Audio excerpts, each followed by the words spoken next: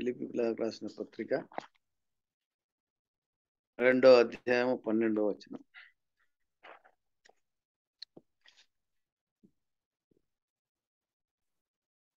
కాగా నా ప్రియులారా, మీరెల్లప్పుడూ విధేయులైన ప్రకారము నా ఎదుట ఉన్నప్పుడు మాత్రమే కాక మరి ఎక్కువగా నేను మీతో కూడా లేని ఈ కాలమందును భయముతోనూ వణుకుతోనూ సొంత కార్యమును కొనసాగించుడి. అపోస్తలుడైన పౌలు ఫిలిప్పీ సంఘానికి హెచ్చరిస్తూ మాట చేస్తుందంటే, అతడు చెరసాల్లో ఉండి రాస్తూ పత్రిక రాస్తూ, నేను మీతో కూడా ఉన్నప్పుడు ఏ విధంగా ఉంటుందో మరి నేను లేనప్పుడు కూడా ఈవెన్ ఇన్ మై అబ్సెన్స్ మీరు నేను మీతో కూడా లేని సమయంలో భయముతోనూ వణుకుతోనూ మీ సొంత కార్యమును రక్షణను కొనసాగించుకుని అని సెలవిస్తున్నాడు. భయము భక్తి విషయాలు మనం గమనించినట్టయితే, భయము భక్తికి అర్థాలు వేరే ఉంటున్నాయి. ఈ దినాల్లో భయం కలిగిన వారు ఉన్నారు, భక్తి కలిగిన వారు ఉన్నారు, రెండు కలిగిన వారు ఉన్నారు, ఒకటి కలిగిన వారుగా ఉంటున్నారు. భయం అంటే దేవుడు అంటే గొప్ప శక్తి సంపన్నుడు, ఆయన దగ్గరికి మనం పోలేము, ఆయన బహు భయంకరుడు అన్న ఆలోచన కలిగిన వారు కొందరుంటే, దేవుని యొక్క రక్షణను, దేవుని యొక్క ఆప్యాయత, దేవుని యొక్క కనికరాన్ని కలిగి భయం కలిగిన వారుగా కొంతమంది ఉంటున్నారు. భక్తి కలిగి భయం లేనట్టు జీవితం అంటుందంటే అది పారంపర్యంగా లేకుంటే కన్వెన్షనల్గా ఏదో ఆరాధన చేద్దాం అన్నట్టు. కానీ భయము భక్తి రెండు కలిగి ఉన్నప్పుడు అది నిజమైన ఆరాధన, లేకుంటే నిజమైన దేవునికి అనుకూలమైన జీవితం జీవించడానికి ఆస్కారంగా ఉంటుంది. దేవుని ఎడల భయము వాక్యానుసారం చూస్తే దేవుని ప్రేమను, దేవుని కనికరమును తో పాటు ఆయన యొక్క పరిశుద్ధతను, ఆయన యొక్క న్యాయాన్ని, ఆయన యొక్క నీతిని గుర్తించడం నిజమైన భక్తి అంటే. ఆయన ప్రేమను, ఆయన కనికరాన్ని, ఆయన వాత్సల్యతను, దానితో పాటు ఆయన యొక్క పరిశుద్ధతను, ఆయన యొక్క న్యాయాన్ని, నీతిని గుర్తించడం నిజమైన భక్తి అని మనం అనుకుంటాం. ఆ భయము ఏ విధంగా ఉండాలంటే, ఇట్స్ ఎ రెవరెన్షియల్ ఫియర్. తండ్రి ఎడల కుమారునికి ఎటువంటి భయం ఉంటుందో అటువంటి భయం ఉండాలి. అంటే తండ్రికి మనం యాక్సెస్, తండ్రి దగ్గర మనం ఎంత ఫ్రీగా వెళ్తామో, అయితే మన ఆ తండ్రికి అనుకూలమైన జీవితం జీవించినప్పుడు ఎంత తండ్రి మనల్ని దగ్గరికి తీసుకుంటాడో, మనం ఎంత ప్రేమతో మనం అతనికి వెళ్తాం. అయితే ఆ సందర్భాలలో మనం దేవునికి అనుకూలమైన పరిస్థితులు లేకుంటే అనుకూలమైన దేవుని చిత్తానికి అనుకూలంగా లేనప్పుడు కూడా అతను శిక్షింపబడే వారంగా కూడా ఉంటాం. అంటే ఆ శిక్షణ మనం సరిచేయడానికే ఉంటుంది. అటువంటి భయం దేవుని ఎడల మనం కలిగిన వారంగా ఉండాలని వాక్యం సెలవిస్తుంది. మా విశ్వాసులలో దేవుని పట్ల నిజమైన భయం తన రక్షణ కొరకు ఆయనపై ఆధారపడేలా చేస్తుంది. దేవుని అందు భయం మన ఏ విధంగా చేస్తుందంటే, మన రక్షణ కొరకు ఆయనపై సంపూర్ణంగా ఆధారపడే విధాలుగా మనం చేస్తుంది. మనం గమనించినట్టయితే కీర్తనలో 89 యెహోవా యందలి భయం దేవుని ప్రజల్లో స్థిరమైన నిరీక్షణను, నమ్మకాన్ని కలిగిస్తుంది. అప్పుడు ప్రజలు రక్షణ పొందుతారు. ఈ వాక్యం కీర్తనలో 89లో ఉన్నది. యెహోవా యందలి భయం దేవుని ప్రజలలో ఒక స్థిరమైన ఆయన ఎడల నిరీక్షణను, నమ్మకాన్ని కలిగిస్తుంది. అప్పుడు ప్రజలు రక్షణ పొందడానికి ఆస్కారంగా ఉంటుంది. కీర్తనలో 89లో ఉంది. జనులు నీ యందు భయభక్తులు నిలుపుకున్నట్లు నీ యొద్ద క్షమాపణ దొరుకును. ఆయన దగ్గర రక్షణ దొరుకుతుంది. మన జనులు ఎప్పుడైతే ఆయన యందు భయం భక్తిని కలిగినప్పుడు క్షమాపణ కూడా దొరుకుతుందని ఈ వాక్యంలో మనం చెప్తున్నాం. మనం నిజముగా దేవునికి భయపడితే ఆయన ఆజ్ఞలను గైకుంటాం. ఆయన ఆజ్ఞలకు విధేయులమై జీవిస్తాం. ఆయన ఆజ్ఞల యందు ఆనందిస్తాం కూడా. దేవుని యందలి సంపూర్ణమైన భయాన్ని మనలో ఏం కలుగజేస్తుంటే, ఆయన నియమించిన ఆజ్ఞలను, కట్టడలను గైకొంటూ, ఆయన ఆజ్ఞల యందు మనం ఆనందించేవారం. ఆయన ఆజ్ఞలను గైకొనుట యందు ఆనందించడం, అది దేవుని యందలి భయానికి గుర్తుగా ఉంటున్నది. యెహోవా యందు భయభక్తులు కలిగియుండుట వలన మనుషులు చెడుతనము నుండి తొలగిపోవుదురు. అంటే యెహోవా యందు భయభక్తులు, భయము భక్తి మనం కలిగి ఉన్నప్పుడు, ఆ భయం యెహోవా యందలి భయం లేకుంటే దేవుని యందలి మనకు కలిగిన భయము మనల్ని ఏం చేస్తుందంటే, చెడుతనం నుండి అక్రమమైన జీవితాన్ని నుంచి తొలగిపోవడానికి మనకు వీలు కలిగిస్తుంది. ఈ విషయం సామెతలు 16:6లో ఉంటున్నది. యెహోవా యందు భయభక్తులు కలిగి ఉండుట వలన మనుషులు చెడుతనం నుండి తొలగిపోతురు. సామెతలు 16:6. అలాగే దేవుని యందు భయము భక్తి కలిగి ఉండి ఆయన కట్టడలను అనుసరించి నడుచుచుండవలెను. మానవ కోటికి ఇదే విధి. ప్రసంగి 12:13లో అంటున్నాడు సొలొమోన్. ఆ రాజు అంత అనుభవించిన తర్వాత, అంత ప్రతిదీ అనుభవించిన తర్వాత అదేమిటంటే, మానవ కోటికి ఏది లాస్ట్ చివరికి ఇది ఏదంటే, దేవుని యందు భయభక్తులు కలిగి ఉండి ఆయన కట్టడలను అనుసరించి నడుచుకున్నవాళ్ళు. ఆయన కట్టడలను, విధులను అనుసరించడం మానవ కోటికి ఇదే విధి అని అంటున్నాడు. కాబట్టి దేవుని యందు భయభక్తులు కలిగి ఉండడం ఎంతో ఆవశ్యకతమైనది, అత్యవసరమై ఉంటున్నది.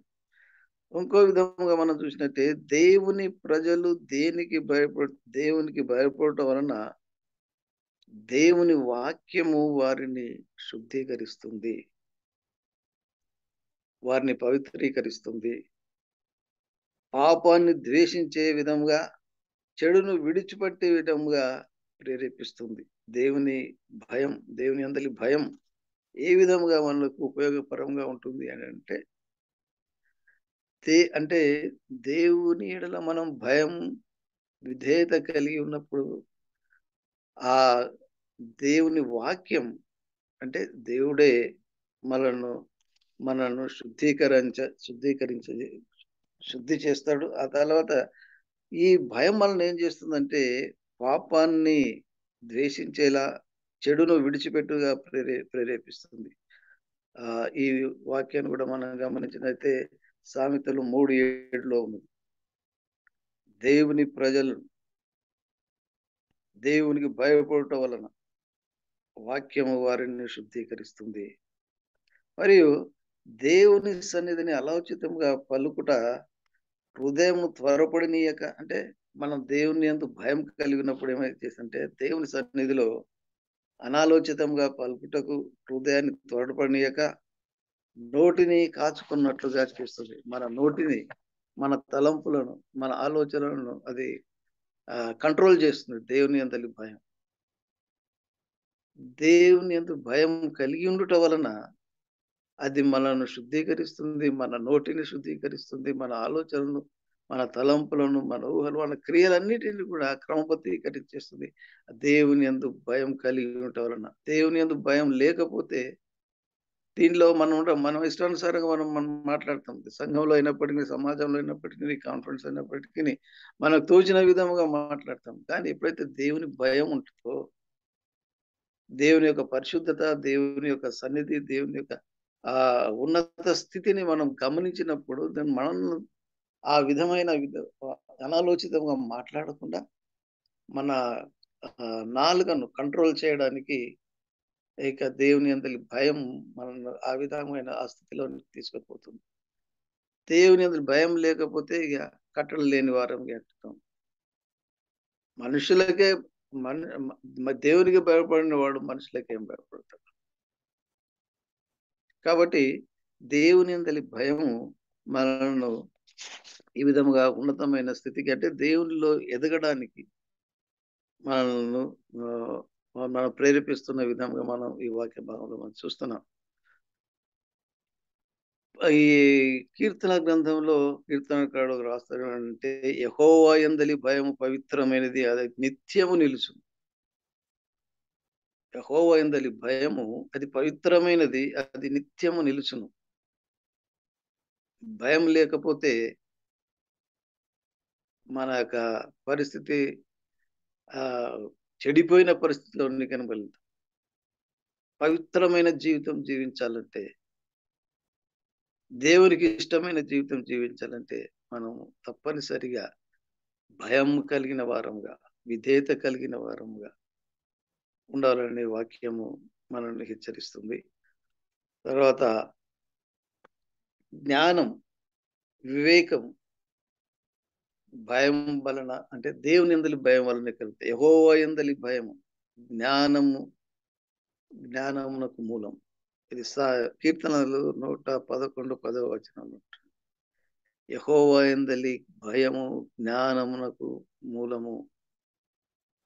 యెహోవా యందలి పవిత్రమైన భయము, పవిత్ర హృదయము దేవుని ఆరాధిస్తూ, ఆయన అందరికీ దేవుడని ఆరాధిస్తూ అతన్ని మహిమపరుస్తాం.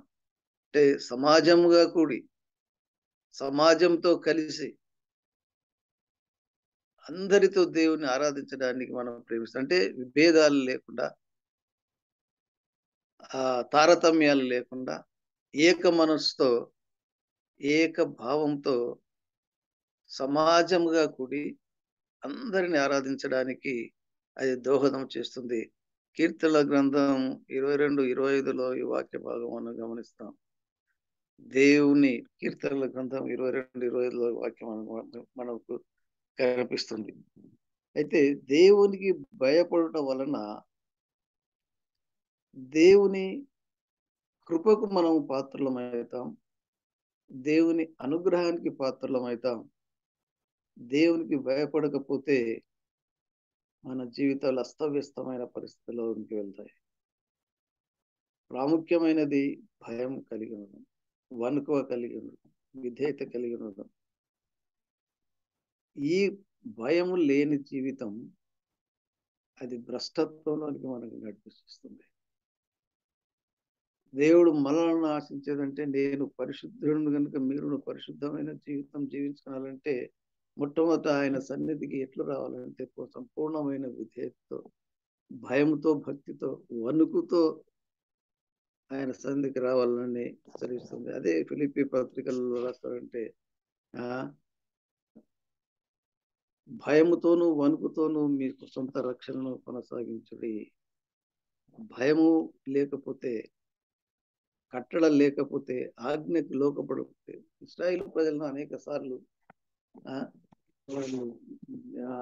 మోషే ప్రజలను అనేక సార్లు హెచ్చరించాడు. వాళ్ళు, మీరు భయభక్తులు కలిగి ఉండాలి, దేవుని సన్నిధిలో వణుకుతూ ఉండాలి అని చెప్పేసి వారు ఉపదేశ ఖండంలో మోషే ఇశ్రాయేలు ప్రజలకు హెచ్చరిస్తూ, మీరు మీ ప్రజలకు వాక్యము నేర్పి భయంతోను భక్తితోను వారిని క్రమశిక్షణలోనే నడపాలి అని చెప్పి వాళ్ళు భయం భక్తితో ఉండాలి, వారి పిల్లలకు భయభక్తులు ఉండాలి, కుటుంబం భయభక్తిలో ఉండాలి. అది దేవుడు ఆశిస్తున్నాడు. మనం భయం లేకపోతే మనిషి లోపల గర్వం వస్తుంది. గర్వం నాశనానికి వెళ్తుంది. కాబట్టి ఈ మన ప్రాముఖ్యంగా ఇది మన ఒక కాన్ఫరెన్స్ అనే కాదు, ఒక సంఘం అనే కాదు, ఒక జనరల్ గా యూనివర్సల్ గా ఏ మతంలో అయినప్పటికీ, ఏ విశ్వాసం కలిగిన వారిలో అయినప్పటికీ ఇది ప్రాముఖ్యమైనది. భయం లేకపోతే మనిషిలో గర్వం వస్తుంది, మనిషిలో ఏమంటాడు, తనకు తానే గొప్పవాడుగా అనుకోవడానికి, లేకుంటే నాకు ఎవరు చెప్పేది వినలేదు, నేనే చెప్తే వినాలి అన్న అహంకారపూరితమైన మనసు వానిలో ఉంటుంది. కాబట్టి దాన్ని పోగొట్టుకోవాలంటే భయం కలిగి ఉండాలి, భక్తి కలిగి ఉండాలి అని వాక్యం సెలవిస్తుంది. ఆ దేవునికి భయపడు వారికి దేవుడు ఇచ్చే ప్రతిఫలం అంటే ఏదంటే, యెహోవా యందు భయభక్తులు కలిగి ఇంట వినయమునకు ప్రతిఫలం. ఈ విషయాన్ని మనము ఆ సామెతలు 22:4లో మనం ఒక వాక్య భాగాన్ని చదువుతాం. సామెతలు 22:4 ఏం సెలవిస్తుందంటే,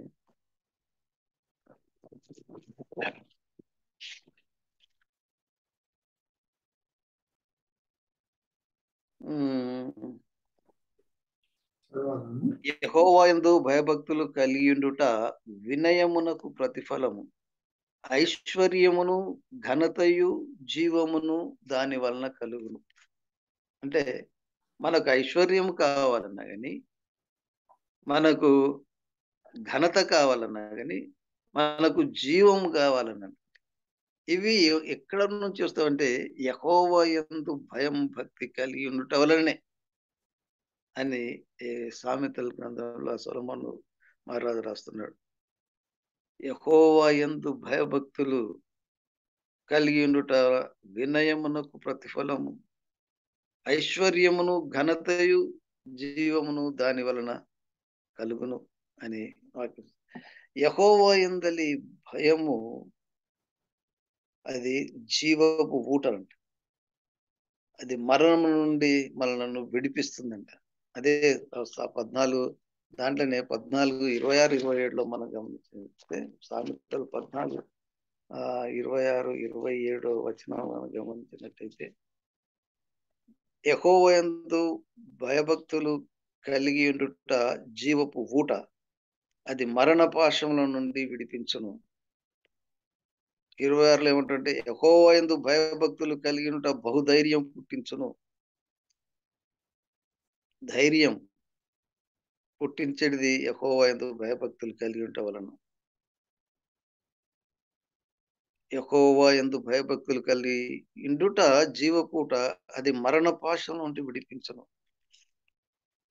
మరణ పాశం, మరణ బంధకం నుంచి విడిపించేది అంటే మనం దేవుని యందు భయం కలిగి ఉంట, యెహోవా యందు భయభక్తులు కలిగి ఉండుట ద్వారానే మరణం నుంచి తప్పించబడతామని ఈ యొక్క వాక్య భాగంలో మనం గమనిస్తున్నాం. మరి ఇక్కడ ఇంకో వాక్య భాగంలో మనం చూసినట్లయితే అదే 10వ అధ్యాయం 27లో చూసినట్టయితే, యెహోవా యెహోవా యందు భయభక్తులు కలిగి ఉండుట దీర్ఘాయువునకు కారణం. నీవు దీర్ఘాయువుకు కారణం కావాలంటే నీవు యెహోవా యందు భయభక్తులు, దేవుని యందు భయభక్తులు కలిగి ఉండాలి. నీవు మరణం నుంచి విడిపించబడాలంటే నీవు దేవుని యందు భయభక్తులు కలిగి ఉండాలి. ఘనత, జీవమును, ఐశ్వర్యమును, ఘనతయు, జీవమును నీవు కావాలంటే దేవుని యందు భయభక్తులు కలిగి ఉండాలి. ఈ భయభక్తులు దేవుని యందు భయము లేని జీవితం జీవిస్తే ఇవి మనకు సంప్రాప్తం కావు. ఖచ్చితంగా చెప్తున్నాడు, ఘనతయు జీవమును యెహోవా యందలి భయము ద్వారానే మనం పొందుకుంటాం.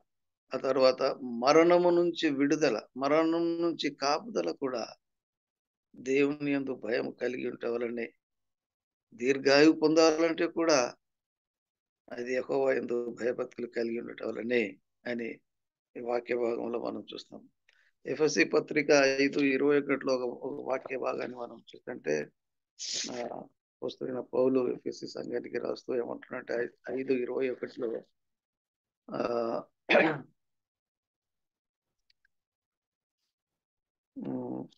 మీరును నా క్షేమ సమాచారం అంతయు తెలుసుకొనుటకు ప్రియ సహోదరుడును ప్రభువునందు నమ్మకమైన పరిచారకుని తుకీకు నా సంగతులన్నీ మీకు తెలియజేయును. ఇది ఎఫెసీలకు రాసిన 5 తర్వాత 21 అంటే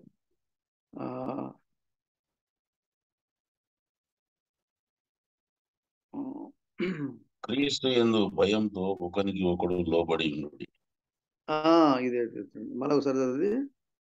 క్రీస్తు యందలి భయంతో ఒకరికొకడు లోబడి ఉండుడి. ఒకరికొకడు లోబడి ఉండుడి. క్రీస్తునందరి భయముతో ఒకరికొకడు లోబడి ఉండుడి.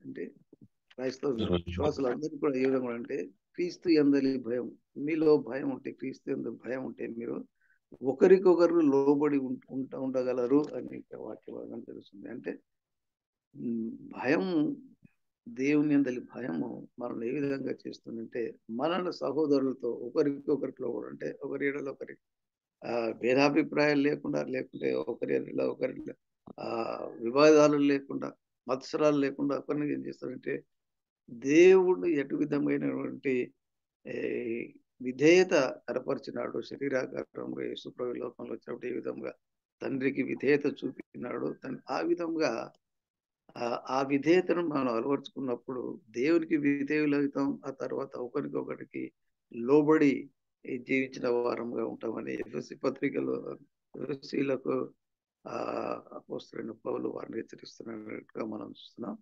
తర్వాత 2 కొరింథీ 7లో ఒక వాక్య భాగాన్ని చదువుకుందాం.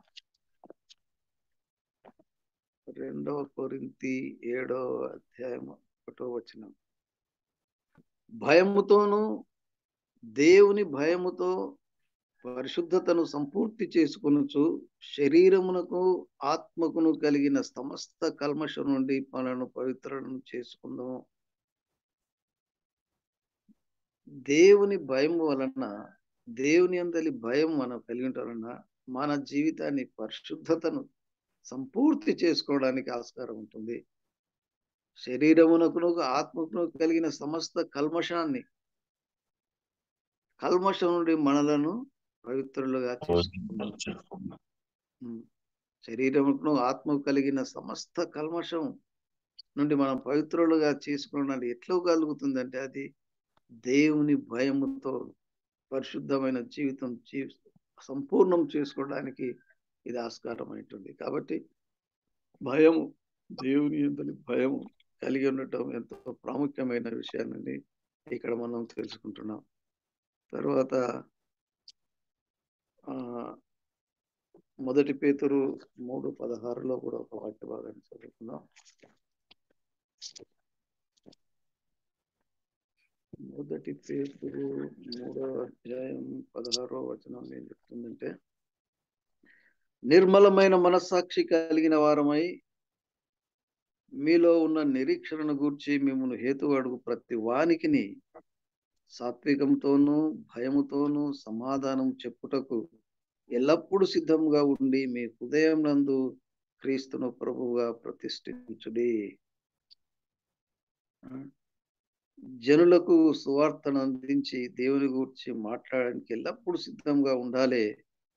అంటే దానికి ఉండాలంటే దానికి ఏమంటే నిర్మలమైన మనస్సాక్షి కలిగిన వారంగా ఉండాలి. మనకు దేవుడు అనుగ్రహించిన నిరీక్షణను గురించి ఇతరులకు తెలియజెప్పేటప్పుడు మనం ఏ విధంగా ఉండాలంటే ఆ నిరీక్షణకు హేతు ఏమిటి అని మనల్ని క్వశ్చన్ చేసే వాళ్ళందరినీ ప్రతివానికి మనం ఏ విధంగా సమాధానం ఇవ్వాలంటే సాత్వికంతోనూ భయముతోనూ వారికి సమాధానం ఇచ్చేవారుగా, వారి యొక్క ప్రశ్నలన్నిటికీ సమాధానం చెప్పేవారుగా అది ఏ విధంగా చేయాలంటే భయంతోనూ, దేవుని భయంతోనూ మరి సమాధానమైన మనసుతో కలిగి ఒకరు ఎవరైనా ఒక ప్రశ్న అడిగితే దానికి వ్యతిరేకంగా ఇంకో ప్రశ్న చేసి, లేకుంటే మీకు కలిగిన నిరీక్షణ ఏంటి, రక్షణ ఏంటి అని అన్ని జనులు మనకు క్వశ్చన్ చేసినప్పుడు నీతో వాదించడం వ్యర్థం, నువ్వు వినవుగా చేయండి, మనం వారిని చిన్న చూపు చూసుకోవడం కాక, లేకుంటే వారికి విరోధభావం కలిగిన వారంగా ఉండకుండా ఏ విధంగా ఉండాలంటే చెప్తానంటే భయంతోను సాత్వికంతోనని సమాధానం చెప్పుటకు సిద్ధంగా ఉండాలంటే మీ హృదయం మందు క్రీస్తును ప్రతిష్ఠించుకొనుడి. ఈ హృదయంలో దేవుడిని ప్రతిష్ఠించుకోవడం ద్వారా ఆ యొక్క వారికి సమాధానం చెప్పడానికి, సరైన సమాధానం చెప్పి దేవుడు మనకు తోడుగా ఉంటాడని, ఆ దేవుని యందలి భయం కలిగి ఉండటం వలన ఇవన్నీ మనం ఆస్కారం అవుతున్న విషయాన్ని మనం జ్ఞాపకం చేసుకుంటున్నాం. ఈ సందర్భంలో మరొకసారి మనం జ్ఞాపకం చేసుకున్నట్టే, పునశ్చరణ చేసుకున్నట్టయితే దేవుని యందలి భయము అది ధైర్యాన్ని పుట్టిస్తుంది.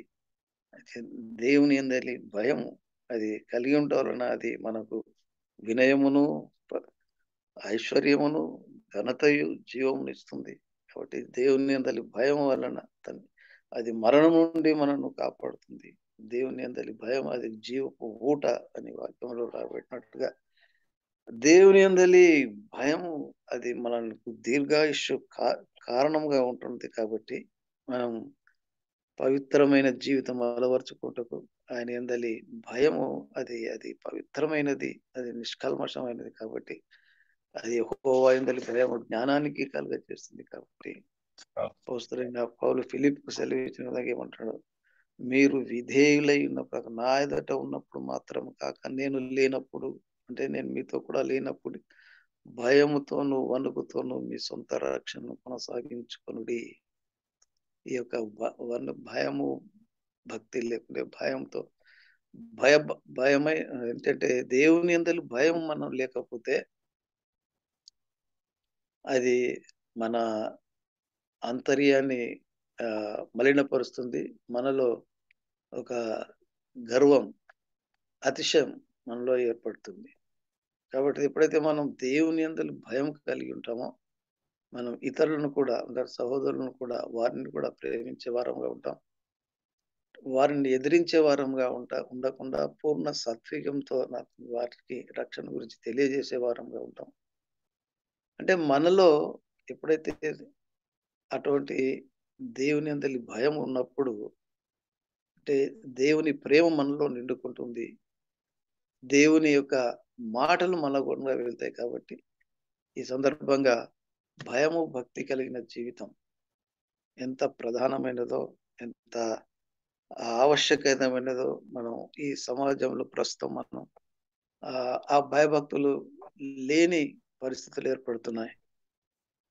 లోకంతో వెళ్తున్న అంటే అది యవనస్తులేమి, వృద్ధులేమి, ఎవరైనా మనం గమనించినట్టయితే ఒక అహంకారపూరితమైన జీవితం ద్వారా దేవుని ఆశీర్వాదాలు పొందుకోలేకపోతున్నాం. అంటే దేవుని చిత్తానికి అనుగుణమైన జీవితం జీవించలేకపోతున్నాం.